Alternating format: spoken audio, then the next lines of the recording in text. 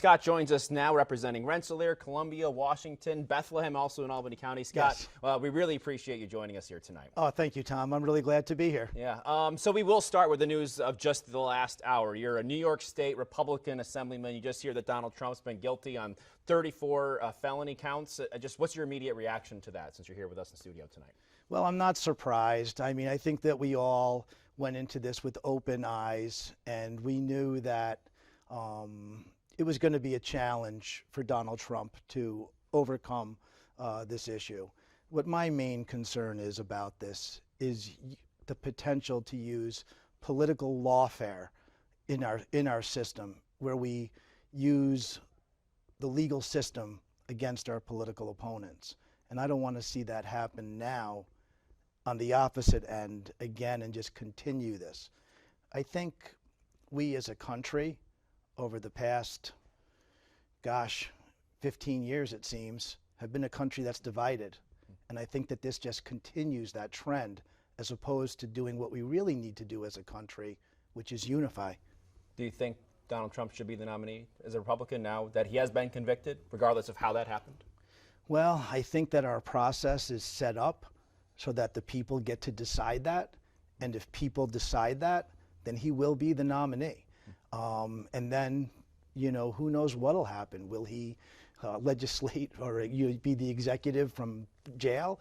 None of us really know what's going to happen next, and that's why I think it's so riveting. Yeah, absolutely. Of course, you're now finishing up your first term, I guess, of a session here now in the state as the Yes. Assemblyman.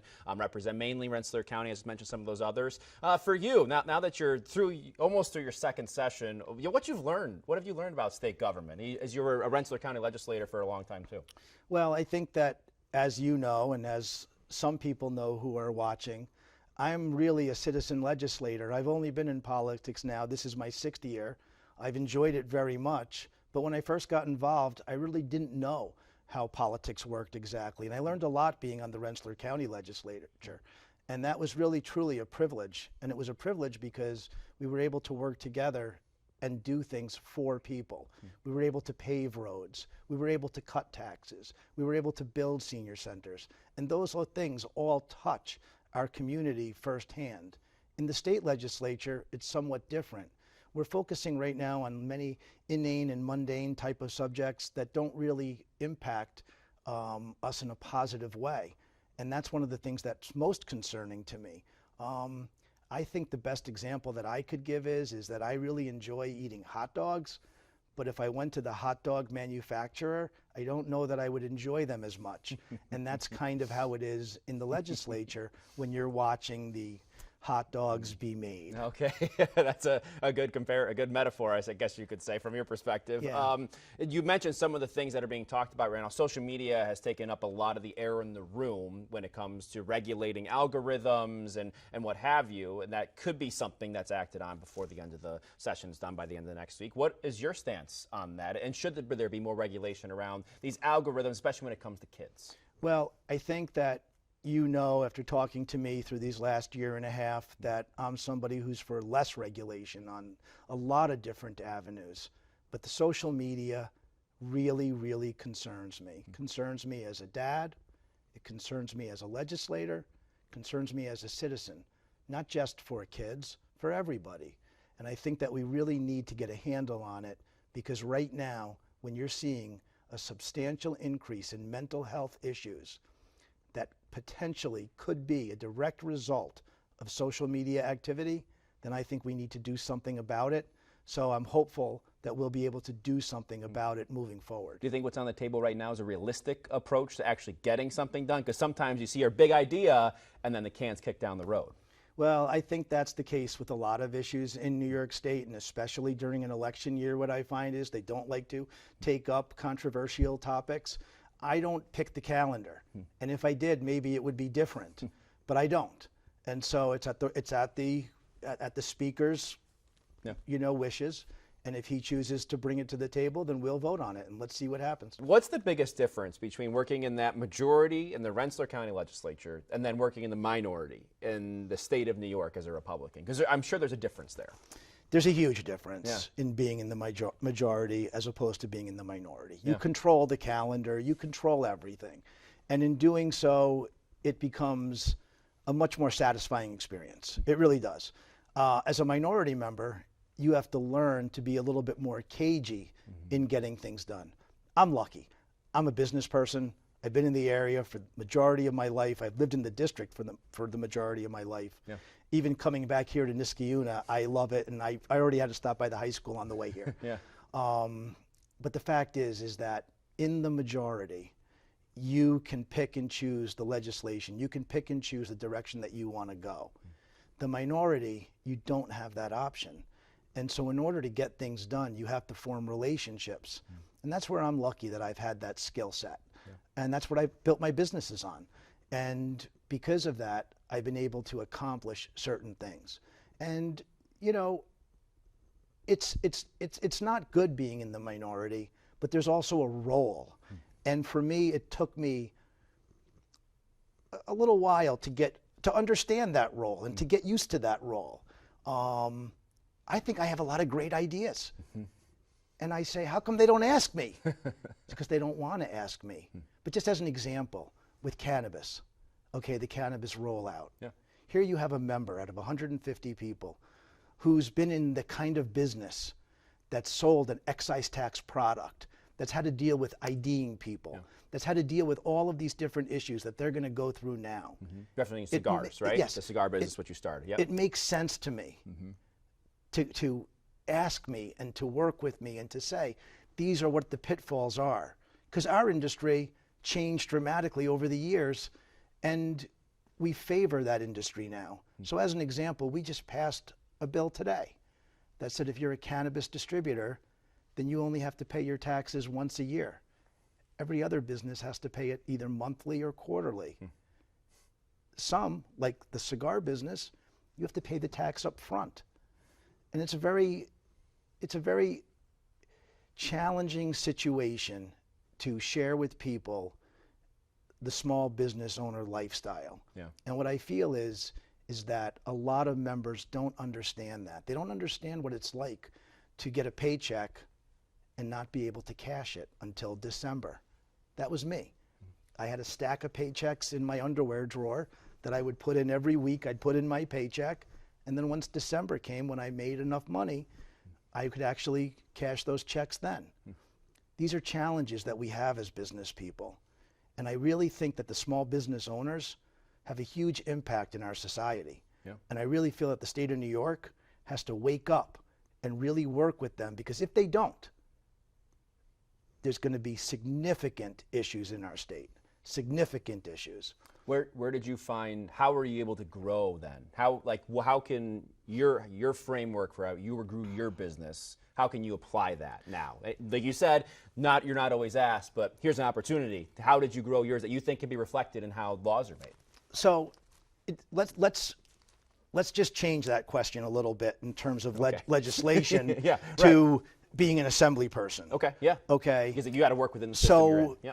So as an assembly person, we have several jobs, right? We have to vote on bills. Yeah. That's one of our jobs. That's one of our main jobs. Yeah. And that's what's kind of discouraging when you go into the chamber. Not everybody's there all day long. You know, that's your job. Yeah. Okay. One of your other jobs is constituent relations. Now, for me, that's been my job my whole life. Only I call it customer service. Yeah. And so when a constituent calls, we treat it like a customer. And so we've been very successful in working with our constituent relations. And that's given us an advantage moving forward, because we have relationships with those people and taking that seriously. When I went into my office, there were hundreds of unanswered voicemails from the member before me. Hundreds. That doesn't happen with us. So we take that very seriously. But in terms of legislation, you don't need a law to do that, right? You don't need a law to do that. Yeah. But in terms of legislation, my key advantage as a new member is that I know so many people here because my business is here in the capital region. So whether it be my golf course or the tobacco store, I've made relationships with members, with lobbyists, with a host of different people who are stakeholders in state government. So when I walked into that building, I didn't not know anybody. I had relationships already. And that's become a very, very good thing for me and proven fruitful. Yeah, you talk about listening to constituents. We were talking off camera about just hosting, and opioids is something, if you watched our broadcast, we've done a lot of reporting on that in the final few weeks of session and trying to bring a little bit more light on what is on the table to help fight the opioid crisis. You had a roundtable, right, back in April? I had a roundtable. A bipartisan one at that, Yep, right? It wasn't the yep, Senator it Michelle was Senator Hinchy and I. Democrat. What did you hear from constituents, and why do you think that was important to have that kind of a forum? Well, we heard a lot from constituents. We had a very good turnout, much better than I thought for the first one. In Rensselaer County, we only had half a dozen the first time we did it. Here we had over 25 people. Yeah. And we talked a lot about many different issues regarding the opioid epidemic, and it was very helpful. And I actually just recently spoke with the superintendent and principal of Chatham Central Schools, and we're going to hold our next meeting there. So we're going to continue this process. But let's take a step back on the opioid crisis, okay? This is a major, major issue. We mentioned mental health earlier. Substance use disorder is crippling our country right now, and nobody is safe from it. It's a club that, we don't want our kids to join, but unfortunately, it's not just kids, it's adults. And if you see who's passing away from overdoses, you can see that. The situation with the opioid epidemic is we need to put a full court press on this issue. Member Steck is the chairman of the committee. I would like to see more action out of the committee, more bills moving forward. We had one yesterday on xylazine, which was very good from Assemblymember Tapia, but we need more. We need more. We need to work on fentanyl. We need to make fentanyl, change the weight for the different crimes for it. There's many, many things that we can do, and I was very lucky that after a heroin coalition meeting, one of the members, the detectives from the county sheriff's office, I met with him at his home. He's my neighbor. And we went over a variety of things. And then I brought it to my ranker, Keith Brown, who is very, very committed to it. This scourge touches everyone. And it touches me and my family too. My brother-in-law, who is my hero, is 10 years older than me. My wife's the youngest of 7 kids. And I've been with my wife for almost 40 years. And I grew up admiring and loving, and still do, one of my brother-in-laws, the oldest brother-in-law, who was a physician, and who also was a heroin addict, and who also overdosed, and who also suffered a debilitating stroke. And it affects our family tremendously. Now, we're lucky he didn't die. We're lucky. But it still causes a burden for people, and there's so many people that are members of that club that, nobody wants to belong to that club. Like you said, it affects people from the teenagers to 50, 60-year-old individuals. You mentioned Phil Steck. I think we've been speaking about he's kind of frustrated the legislature doesn't have as much power as he thinks it should, especially when it comes to the settlement funds and the opioid stewardship fund, which is in the governor's hand. Like, some of this money apparently isn't getting out the door. Do you think the legislature needs more power at the end of the day when it comes to being able to decide, okay, here's the money, where's it going? Because I know obviously sometimes finances can be also another issue. Tom, you know me well enough to know that if I don't know the answer, I say I don't know, and I don't know the answer to that. I don't. But I do know that we have a problem getting money out, not just with the opioid settlement, but with veterans and a host of other issues. So, I mean, really, these are issues that we have to tackle head on and with some urgency. I was going to say a sense of urgency. And one of the things that I'm very proud of as myself being a business person is there was a man, he owned a bunch of Dunkin' Donuts. He was an older man, and he said, "You know what I like about you, Scotty? You don't just talk about it, you do it." And I think that the governor and that our state legislature could do a little bit better job at just doing it. Are you for expanding the overdose opioid reversal agents? I know there's a bill on the floor, right? Or not on the floor, but that's been proposed that would go beyond Narcan. OPV is something we've reported on that they say is very effective. Are you on board with that? Absolutely. Why do you think that would help? Well, I think that we need all different kinds of antagonists, and I think that as the products change, that we need to change also. And you're talking about different drugs now. You're not just talking about opioids. You're talking about fentanyl. You're talking about xylazine. You're talking about a lot of different things that are different. And this is an evolution. So I think it would be foolish to not increase our toolbox. Yeah. You speak obviously a lot about starting that business. How old were you when you started? Where did it come from? I think people should get that background to know exactly what you came from to become what you and how the business is today. Well, I started my business literally 30 years ago with 15 boxes of cigars in a cart in front of the Macy's in Colony Center. And it's been the privilege of a lifetime to serve our community. My business grew from nothing to a very large business, and I employed quite a few people and serviced a lot of people in our community. And because of that, it gave me the opportunity to help so many people. So through cigar nights, as an example, for the Center for Disability Services, we've raised almost $2 million for them through our cigar nights. Muscular dystrophy, almost $1 million. And I could go on and on over the Capital Region charities that we've supported over the years. That's been a real privilege. But I got to say that as much as people think I'm this great businessman, and people have told me frequently, the truth really is that the people of the Capital District lifted me up. There were so many people that were so good to me, that pulled me up. Mike Laporto, Carmine Sprio. I could go on and on for days as to all the people who took an interest in me and tried to help me. And that's why I dedicate myself to helping people.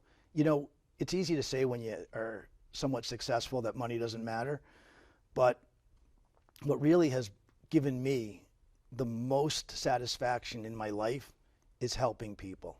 And helping people, whether it's small business owners, whether it's people who have a problem with a political issue, such as a pothole or a nursing home or anything like that, anything. That's what makes me the most happy, and that's because of what the people did for me. And it's just that same thing, pay it forward, just like, you know, we've been told our whole lives. Yeah, I think we were at your press conference about the CHIPS Act, the funding and everything like that. What's it going to take to do things like that moving forward? Is it more? I think there was other, that did happen. There was some money put there, but probably not exactly what you were looking for. No, right? I mean, Tom, we're in upstate New York not treated fairly. I mean, let's really, peel away the layers of the onion. There's a very different world, I could say, from upstate and downstate. Yeah. And that's one of the reasons why I feel like I'm here. I feel like I'm here to share with people our way of life. And I've been fortunate enough to bring members of the majority out to my home, out to Cooperstown, to different parts of the Capital Region, to share with them our way of life. Because I want them to understand that the Northway is not just upstate. It's not 90 and 87. It's County Route 42. It's Main Street. And these are the streets that really are where we live and we drive. And when the roads are paved, we have less wheel alignment needs. Our tires last longer. We shave a couple of minutes off our commute. All those different things. So roads and culverts and bridges are really important to us. And we really need to focus on that as a community, because what makes New York State great is not just New York City, certainly not Long Island. It's everywhere. It's all of us. It's Watkins Glen, it's Niagara Falls, it's the state capitol, it's Lake Champlain and Lake George, it's the beaches on Long Island. It's the whole thing. It's what makes us great. And we have this serious issue. I call it a brain drain. We have these great schools where we educate these kids, and just only a mile down the road, not even, all these people that I know that graduated from Niskayuna High School. Heck, my friend from Niskayuna High School invented the Roomba vacuum cleaner. iRobot, that was his company. Yeah, it sold for $2 billion. Yeah. Okay? But he doesn't live here in upstate New York anymore. Let's keep the people here. Let's invest in BOCES. BOCES kids stay. Let's make it more affordable. The average median home price in Bethlehem is $380,000. How are our kids going to afford that? We need to really take a look at some of these things. If we really want to keep going as a state, we are the Empire State. Heck, I have it tattooed on my body. I love where I live. Yeah. And that's why I live here. But I mean, the way things are going right now, we need to do a little bit of a turnaround and do a real self-reflection on what we need to accomplish to make our state not the leader in outmigration, the leader in in-migration. You mentioned at the very beginning of this conversation, talked about Donald Trump and the divisiveness that you're seeing, and that you think that could cause more, what have you. How do you think, you talk about in the legislature, and the dynamic there right now between Democrats, Republicans, even within the Democratic Party, of some of the progressives and more moderates. How do you think the governor is doing at sort of towing the line in all of that? She has rolled back some of the bail reforms that were put in before she was in office. The retail theft was a big thing for her this past budget cycle.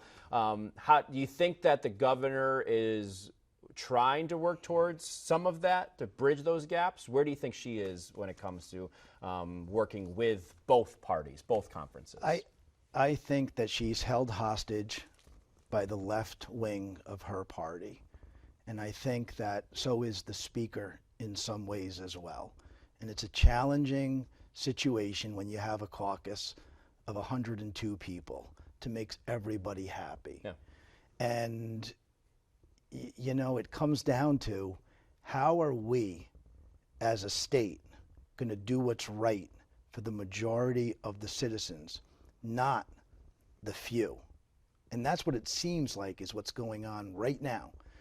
And I'm wondering when we're going to get to that tipping point, when people are going to get fed up. You brought up two issues, bail reform and retail theft. Those were Band-Aids on bullet wounds. That's what they were. They weren't real solutions to these problems. You and I kind of both know that.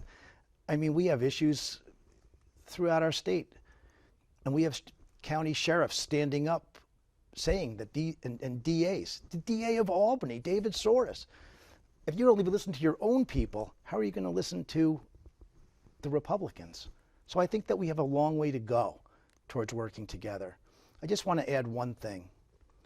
I do think that the minority leader, Will Barclay, and the speaker, Carl Hastie, do have a good relationship, a better relationship than in the past with other people. Now, I don't know that because I wasn't involved in politics, but I do see that they have a relationship that's based on respect. And I appreciate that as a citizen of New York State. Yeah. And do you think that helps to get your voice heard? I do, but I also, like we said earlier, being in the majority, like in Rensselaer County, and being in the minority in the state, those are real, they're real. I can't change those. Right. So I have to work within that framework. And in do you have to be a little so, louder in the minority? That's what I'm curious about. Like, just to make your point, you have to go a little bit maybe above and beyond what you normally would. I use humor. That's my methodology. Yeah. To get some attention. I'm not a loud guy. I'm somebody who uses humor, and I just want to bring common sense. For me, life's pretty simple. We all make mistakes, but your future's spotless. We all try hard, but sometimes we're distracted. We just have to get some leadership and get focused. I'll be very interested to see what happens in the future with the governor, just like so many other people, and to see whether she will be a one-term governor. Because I don't know. I think she has a little ways to go. She just had the lowest approval rating. Polling, of anybody. That's got to tell you something right there. Yeah. Well, so we'll finish up just by asking a little bit about you, the business, and what you started, of course, one aspect, but also you do more than that. What's something that somebody who watches this or sees you on the floor or sees you out in the community, what's something they might not know about you? Well, I don't think you have enough time for that, my friend. But I'll tell you this. My dad was the first person to go to high school in our family and graduate from high school. He went to Nassau County Community College, and then he went to Long Island University. My grandparents came here like so many other people 120 years ago with nothing. And I've been able to stand on their shoulders. And so because of that, I recognize how important education is, even though when I was younger, I didn't. And I wish I did, but I didn't. And now, when I moved to Averill Park, and I saw that so many kids didn't have the same level of pride that I had going to Niskayuna High School, I wanted to change it. And so I got involved in my community. And what I did was I helped raise money, and I helped level the playing field. You know, in the assembly, we talk a lot about equity. What I like is equality. Equity means you all finish at the same place, but equal means you all have the same chance. And I believe in merit, and I believe in achievement. I like it when I achieve something. It makes me feel good, and I want other people to have that too. So for me, when I look at it, I say to myself, what can I do to make a difference? So I banded together with several other parents that were like-minded, and we raised hundreds of thousands of dollars for our school district. Because although we don't have a lot of cultural diversity in Averill Park, we do have a lot of economic diversity. And what we did was we offered kids the opportunity to go to the Albany Symphony Orchestra. And in doing so, we developed this incredible music program. And we paid for plays. And in doing so, we created this excellent off-Broadway theater players. And we did the same with science and math and all these different things. And now you see Averill Park being a leader in schools as opposed to being a follower. That's something that I'm really proud of, that a lot of people don't know about me. But I think, again, I'm an open book. You know, that's one of the good things about me and also the bad things about me. But, you know, what I encourage anybody to do is to just do their best in anything that they do. If I could do it in my business, anybody can do it in anything. If I could become an assemblyman, anybody can become an assemblyman. Anybody can become president. I just want people to know that they have that opportunity. And I want to help people get that opportunity. And that's why I do what I do. Scott, thank you so much for the time. Thanks for coming in. Thank you, Tom. I really appreciate you.